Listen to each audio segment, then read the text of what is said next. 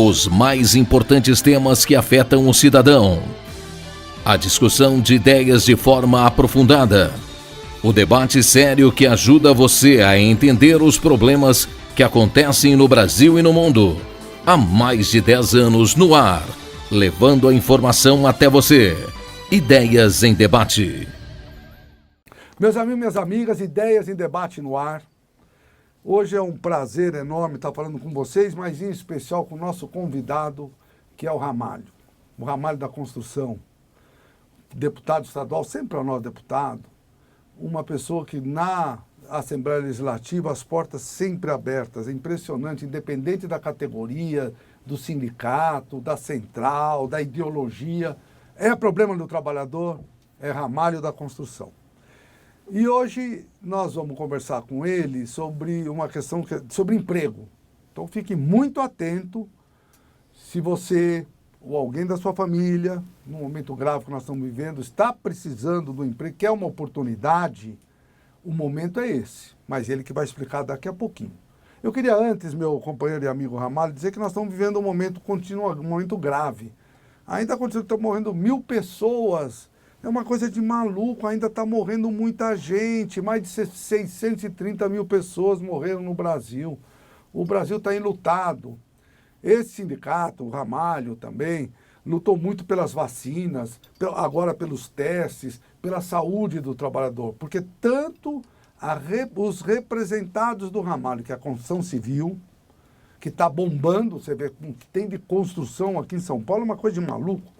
E o comércio, que eu tenho o orgulho de ser o presidente do sindicato, nós sempre tivemos na frente. Na frente! Quantos dos nossos representados foram contaminados, alguns morreram, uma situação grave.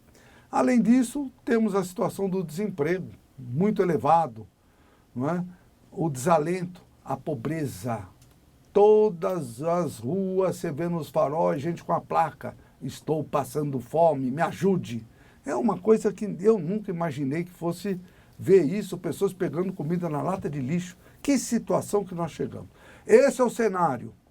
E é nesse cenário que nós vamos conversar sobre alguns temas, em especial do emprego, com o nosso companheiro Ramalho, que eu queria nesse primeiro momento, Ramalho, que você fizesse assim, uma abordagem macroeconômica e política, como você está enxergando, né, esses ataques à democracia, que tivemos aí em algumas oportunidades, temos eleições esse ano, não vai ser agora, nós não vamos debater e discutir as eleições, e quem vota, quem não vota, essa é uma questão, porque nós aqui temos que ser até apolíticos do ponto de vista de instituição, mas do ponto de vista de cidadania não, nós sabemos o que queremos, né, Ramalho?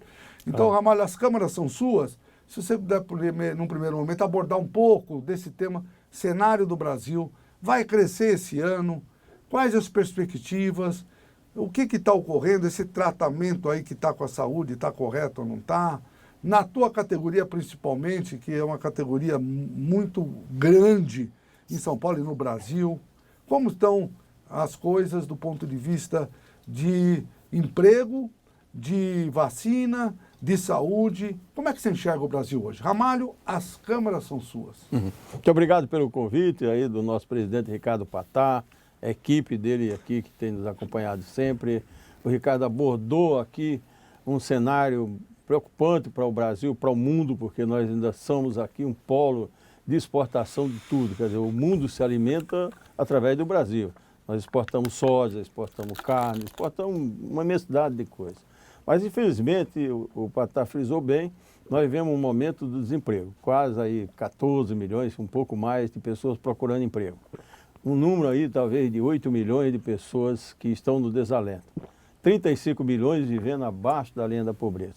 Para você ter uma ideia, presidente, a Constituição Civil em 2010, ela tinha com carteira assinada direta 3 milhões e 720 mil postos de trabalho. Hoje, mesmo estando bem a construção, como você está acompanhando, nós temos 2 milhões e meio, né? Então nós perdemos aí 1 milhão e 200 mil postos de trabalho nesse período aí que já vem desde o governo Dilma, mas ele se agravou e agravou muito no governo atual. O governo atual paralisaram as grandes obras. Então, paralisaram 4.668 grandes obras e 41 mil obras de pequeno e médio porte. Essas grandes obras, que eles fazem um estardalhaço danado, foram entregues até agora 201 obras e tem 150 em andamento. Muito pouco, porque também as que foram entregues, aquelas que faltavam 1%. Quer dizer, a rodovia da soja, Transamazônica, aquelas que faltavam um pouquinho, terminaram inteligentemente, eu acho que o governo foi inteligente. Eu mesmo trabalhei muito com a CEBIC, com a Abrainc, com o Secov, com o Sinduscon de São Paulo, para que o pessoal desse nisso mesmo assim, mas isso não fosse suficiente para que a gente pudesse avançar e diminuir o desemprego na construção civil. Quer dizer, nós temos na construção civil 1.220.000 trabalhadores desempregados.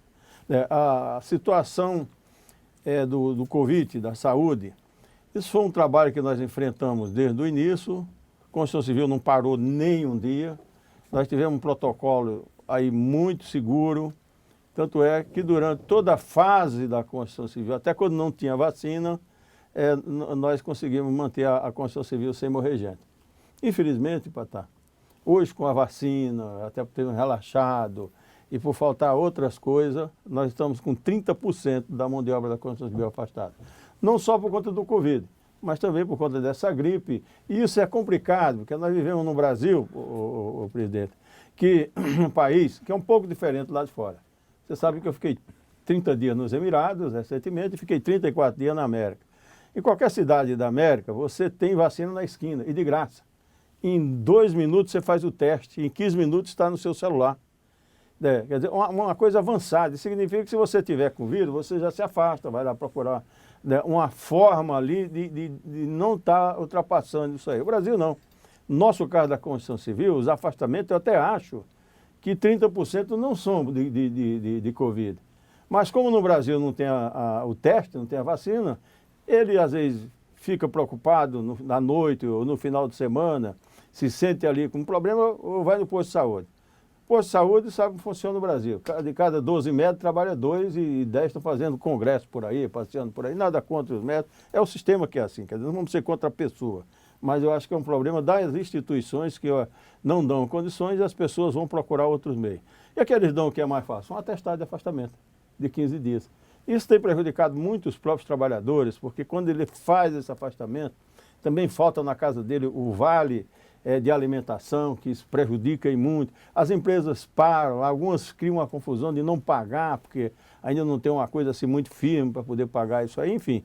E nós vivemos um momento difícil e é um momento que, como você falou, acho que falta todos nós darmos as mãos. Não quero pôr aqui a culpa só no governo.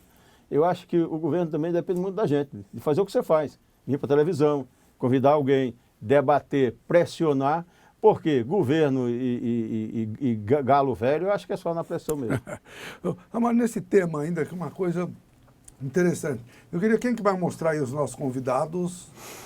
Vou mostrar aí que nós estamos com a Isabel, o Mauro, o nosso editor-chefe Mauro Ramos, está entrando o assessor especial Amorim, e tem aí os 2 assessores do nosso companheiro Ramalho, todos eles aqui no nosso estúdio, todo com máscara, afastado, porque nós temos que dar o exemplo, né? Nós não estamos com máscara porque nós estamos longe deles e estamos aqui um longe do outro. Mas Ramalho é uma coisa impressionante, quando eu falei das obras, principalmente em São Paulo. Quando você desce da Rebouças, do centro, lá para Faria Lima, tem umas 10 torres na Rebouças. Eu nunca imaginei que fosse construir. A Rebouças já é difícil. Imagina quando todos aqueles prédios estiverem funcionando.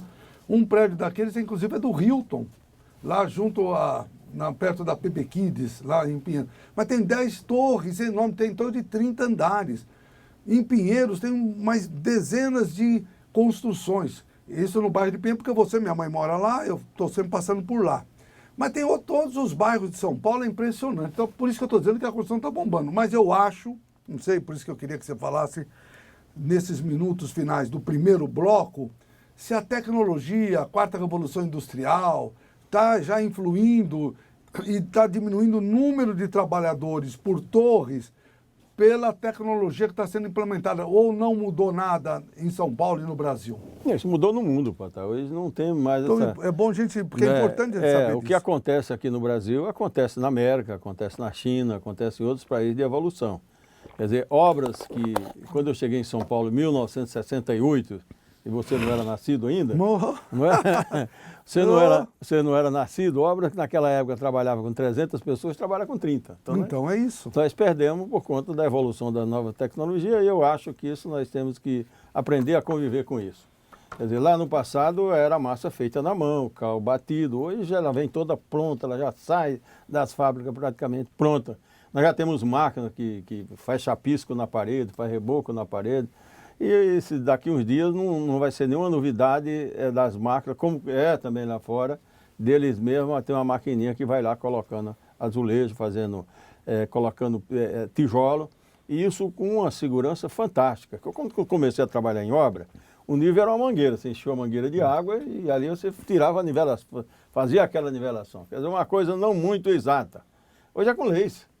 É exato, tudo passou a ser exato. Quando eu comecei a trabalhar em obra, e eu fui servente de obra, cheguei a encarregado geral de obra, eu trabalhei em quase 900 canteiros de obra em São Paulo. Até quando eu estou construindo, logo eu estou com as 900 obras tendo trabalhado nela. Mas lá atrás, quando eu comecei a trabalhar em obra, quer dizer, a coisa era bem mais difícil, quer dizer, não tinha tecnologia nenhuma, você tinha que improvisar tudo, né? E hoje se vê que as obras já são feitas com drywall, que é parede seca, os banheiros às vezes já vem pronto, aí é só montar o banheiro. Em alguns lugares a obra é fabricada, em algum lugar é a chamada pré-moldada. Ou seja, nós não temos nenhuma diferença da nossa tecnologia para a tecnologia da China, para a tecnologia da América, de Dubai e de outro lugar. Isso desemprega. E o que está acontecendo, Patá? Nós não estamos qualificando as pessoas. E nós precisamos entrar muito nessa coisa da qualificação. Tanto é que o sindicato tem uma parceria enorme com o Sebrae e o Senai, e é importantíssimo, porque o pessoal acaba de sair da escola e já são contratados imediatamente por essas construtoras. Mas eu acho que nós precisamos investir na qualificação no geral, não é só da mão de obra não, da cultura, da escola. E depois nós podemos falar de outros assuntos para não tomar todo o tempo só nesse assunto. Agora, essas obras, é até uma contradição, isso que eu às vezes não compreendo.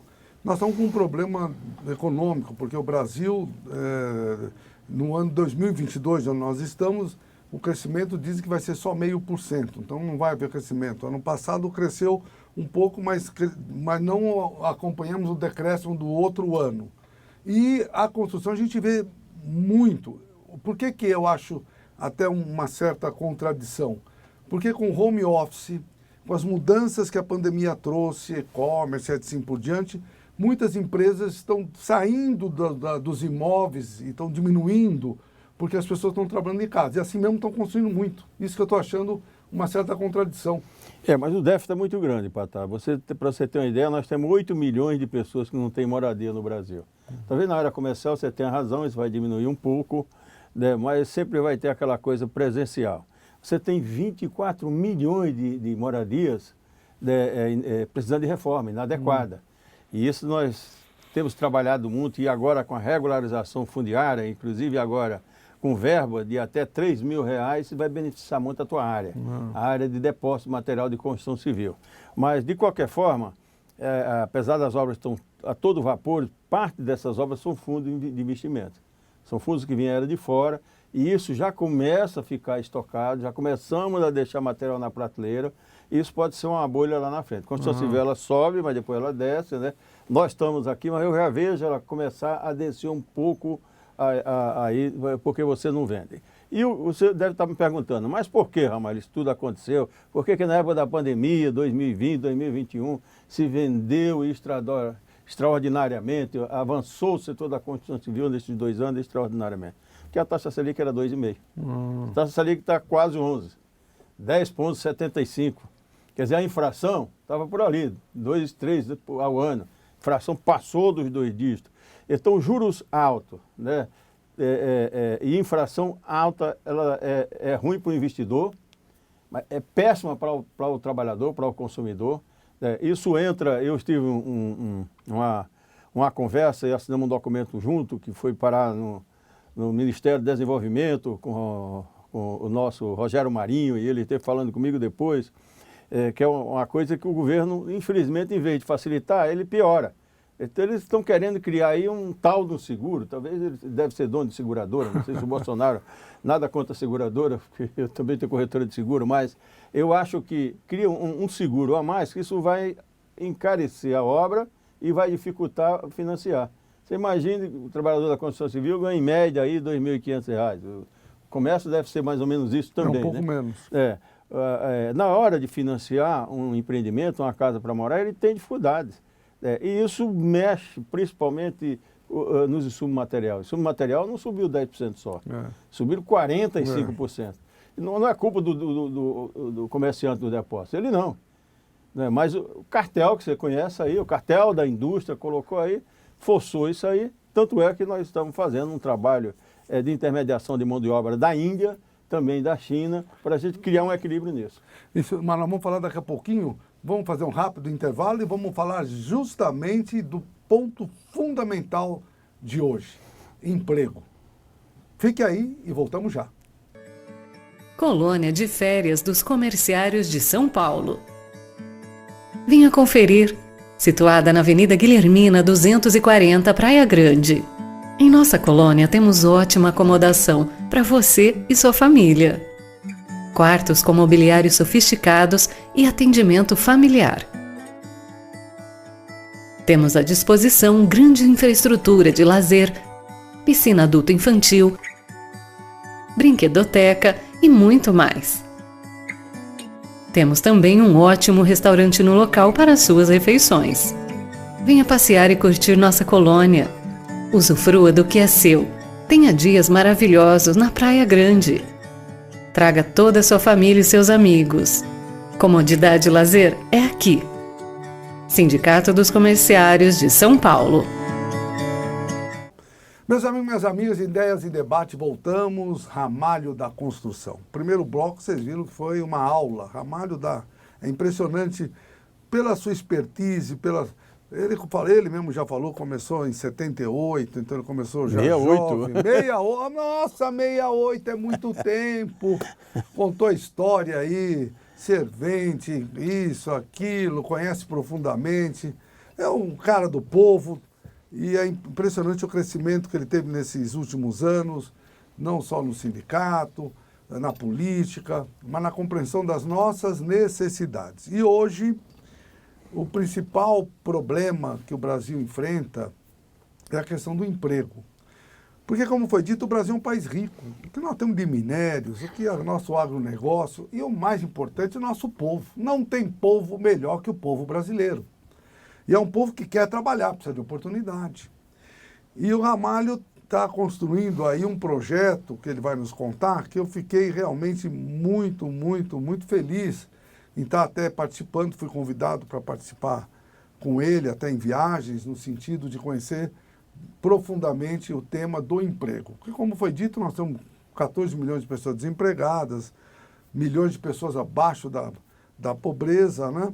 E é uma oportunidade ímpar de estar arranjando emprego em outro país, né, que poderá ter oportunidades de ampliar o conhecimento, não há dúvida, até se for o caso, ter uma outra língua, né, porque o Brasil ele sempre vai ser o país de origem e com certeza é um momento transitório. Vai, depois volta com a família, as suas raízes, né, que o Brasil é extraordinário. Então eu queria que o nosso querido Ramalho contasse com detalhes o programa do emprego, qualificação, oportunidade, esperança. Esses são os adjetivos do tema que nós vamos falar. Ramalho, novamente as câmeras são suas. Presidente, mais uma vez, muito obrigado pelo convite. E você sabe que, assim como você e tantos outros companheiros, nós nos preocupamos muito com o emprego e as condições também dos brasileiros lá fora. Eu fiquei 30 dias nos Emirados e passeando fiquei 3 dias só, fazer uma média com a minha mulher. E pelo menos 27 dias foi trabalhando bastante, né? E mais depois 34 dias na América, né? Lá o Bill, acho que tinha a média de reuniões, 6 reuniões por dia. Eu falei, caramba, vocês estão querendo tirar o couro, né? Me deixa pelo menos da noite para eu sair para aí, para tomar uma cachaçinha, né? Mas foi muito, eu acho, produtivo. Isso começou, inclusive a viagem à América também, uma viagem a Portugal, que nós falamos logo em seguida, na Expo Center Dubai. Execo Centro Dubai, que está lá há 2 anos, desde 2020. Ali são quase 200 países, 187 países que fizeram exposição. Inclusive o Brasil, que a exposição do Brasil não me pareceu servir para nada. Quer dizer, um tanque de água lá, 3 postes ou 4 lá e rede armada. Mas outros países, você esperava 2h30 para poder visitar stand. E nesses países, eu conversei com países de todas as partes do mundo, né? E é claro, eu fui sempre voltado para o meu lado, o lado do emprego. De dizer, olha, eu conheço 59 países e aonde eu vou tem um brasileiro clandestino, com dificuldade, né? Não tem avançado. E como pensar em fazer isso oficialmente quando vocês agora precisam de mão de obra? Quer dizer, enquanto o Brasil precisa de emprego, você pega os Estados Unidos, 11 milhões e meio de vagas. Aí você pega Portugal, um país irmão, 500 mil vagas em Portugal está precisando. Aí vai para o resto do país, é tudo mais ou menos nessa promoção. Numa conversa lá, estou lá com a dificuldade que a gente tem para falar inglês, outra hora espanhol, né? E aí tinha um português lá, o Braga, né? Que é com quem está organizando essa coisa Portugal, que eu gostaria muito que você fosse para acompanhar nessa reunião e também conhecer o Braga, né? Ele falou, vamos falar português, né? Porque eu vejo que você é brasileiro, né? E vou te ajudar também na tradução, que eu vejo que você tem dificuldade, você diz que entende, mas não entende, né? Às vezes você confirma que você não entendeu mesmo, e o que é comum, né? E ele me disse o seguinte, eu tenho um prédio de escritório aqui em Dubai, eu vou te convidar para ir no prédio inteiro, tem mais de 300 advogados no prédio dele. Ele falou, como tem na Arábia, como tem em Portugal, como tem em Miami, tem outras. E nós poderíamos começar essa exportação de mão de obra com legalização para Portugal. Quando eu estava na América, ele queria que eu saísse da América para ir lá. Eu falei, não dá. Depois queria fazer esse roteiro em vários países. Resumindo, ele está chamando empresário de vários países. Nós vamos fazer um encontro em Portugal e a ideia é exportar a mão de obra para Portugal. Nós levantamos, presidente, Portugal tem 184 mil brasileiros legalizados. E possivelmente, porque não dá para contar os ilegais, mais de 500 mil vivendo ilegalmente em Portugal. Quer dizer, um país irmão que nós podíamos fazer isso, ajustado, legalizado, mas vai ficando, o cara não procura o consulado, né? E nós estamos colocando um projeto que nós queremos envolvê-los para que a gente possa ter ali um convênio com essas empresas, que eles vão mandar a passagem, eles vão mandar também uma verba para qualificar as pessoas, porque não é, Portugal fala inglês, mas tem 3.500 palavras diferentes. Você pode estar falando uma coisa em português, está xingando o português, e nós precisamos pelo menos de 8 dias, pegar uma cartilinha e entregar para a pessoa como que é o contato, como são os costumes de Portugal, como faz em Portugal. E dentro disso, nós estamos trabalhando para cada 100 trabalhadores que for para lá, nós possamos ter um assistente social. E uma vez por mês a gente faz um big body, que o cara possa sair, marcar um dia e tudo, e a família entra no celular e ele vai dar um oi, né? E assistente social, vamos imaginar o seguinte, o contrato do cara foi por 6 meses, ou pelo ano. Mas ele chegou lá em 15 dias, um mês, ele não gostou, que é comum, né? Não deu certo, como é que ele faz para ele voltar? Então nós precisamos garantir o retorno desse trabalhador, seja ele em qual área, que não é só de construção. Nós estamos mandando e vamos mandar para lá, desde de apanhar azeitona a fazer obra, a fazer trabalhos em campo de futebol, em dia de jogo de futebol. Pra você ter ideia, um assistente, como tivesse ali auxiliando, um segurança, coisa parecida no estádio de futebol, o cara ganha 150 euros por dia. Quer dizer, no final de semana ele pode estar ganhando uma nota boa, fazendo um dinheiro. Garantir essas pessoas também que eles saiam daqui e tenham alojamento lá. E a nossa assistente social, o assistente social precisa estar lá para cuidar da vida do nosso operário. Se não for dessa linha, não importa. Aí você deve estar me perguntando, como é que faz para fazer isso? Olha, o que nós estamos acertando primeiro é criar um aplicativo. Hoje o mundo é o mundo do aplicativo. Quer dizer, o aplicativo, ele vai entrar lá, se inscrever, ele pode estar lá na Paraíba, menor cidade da Paraíba, menor cidade do Ceará, ele vai se inscrever e vai preencher todos os requisitos que a empresa necessita para isso. Via quem? Nós queremos fazer convênio com as centrais que interessarem, porque também estou discutindo uma pequena porcentagem para as centrais. Claro, centrais é que vão repassar para os sindicatos e tudo automaticamente. O que nós estamos querendo fazer, assim, na hora que for fazer o aplicativo, o Patá, que é o presidente da central, ele vai dizer assim, olha, isso vai ser repassado tanto disso para o sindicato, não passa mais pela central. Quando a coisa sair de lá, vem aquela parte que fica na central e a outra vai direto na conta do sindicato, tudo por aplicativo, transparência total. Né? O cara lá vai saber quantos milhões entrou na sua conta, né? Você também vai ficar sabendo quanto e aonde chegou, e o pagador, que é as empresas que estão em Portugal, ou as nossas vão fazer isso. Em Portugal vai nos acompanhar a Somazil. Aqui é Somazil com Z, lá Somacil, com S, né? Essa empresa, ela está em 15 países, viraram meus amigos aqui, tem 2.500 funcionários, 67 obras aqui em São Paulo, né? E os três, eu gostei que é três jovens pra caramba, que estão evoluindo pra caramba. E logo que o governo de Portugal e o Braga me convidou para isso, eu entrei em contato com a Somazil, alguém dele vai nos acompanhar. Ele falou que até ele mesmo, o presidente, quer nos acompanhar. Mas acho que ele deve acompanhar na reunião, no resto ele deve ser um homem muito ocupado, mas vão nos acompanhar lá de todas as formas. Nós estamos levando aqui um jurista, você conhece, o Márcio Pucu, né? E estou levando também um assessor. E gostaria muito aqui de levar o Ricardo Patá, porque eu sei da relação do Ricardo Patá com o mundo, a modernidade que a central dele tem, mas também ele, a facilidade que ele tem de comunicação. Vai ter lá, por certo, empresas de todas as áreas, de libanês, há também brasileiro que está lá. Nós já estamos articulando algumas empresas brasileiras, até de serviço temporário, para se adaptar para ir para lá, e também construtora. Quer dizer, a incorporadora coloca o dinheiro e nós ficamos com a responsabilidade de que as pessoas nossas possam ser assistidas. Considerando que outros países a assistência médica é horrível, lá também, né, nós precisamos garantir ao nosso trabalhador lá que ele seja assistido, na área médica e na área odontológica. Então, a princípio é isso, o presidente. E eu deixo à vontade para você fazer algumas perguntas que eu, por acaso, tenha deixado de escapar.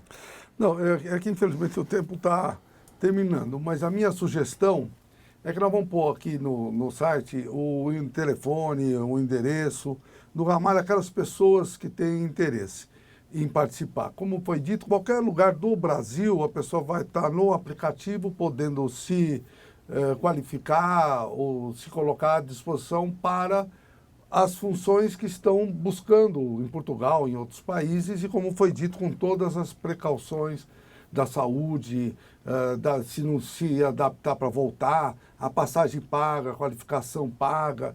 Ou seja, a meu ver, uma das notícias mais importantes de 2022, porque é criar esperança para o brasileiro que quer uma oportunidade. Essa é a oportunidade.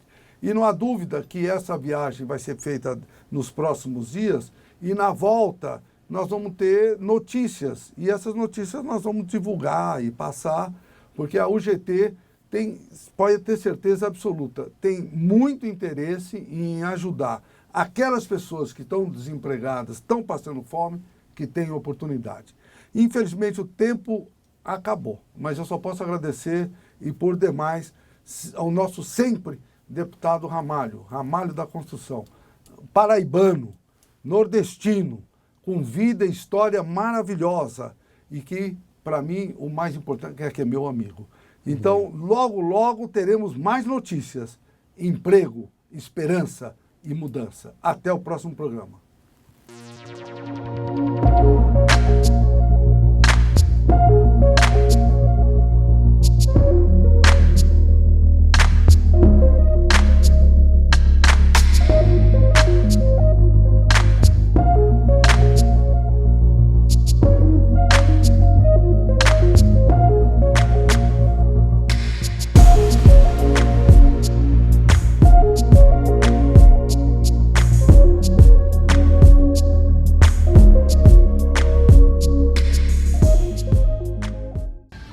Os mais importantes temas que afetam o cidadão. A discussão de ideias de forma aprofundada. O debate sério que ajuda você a entender os problemas que acontecem no Brasil e no mundo. Há mais de 10 anos no ar, levando a informação até você. Ideias em Debate.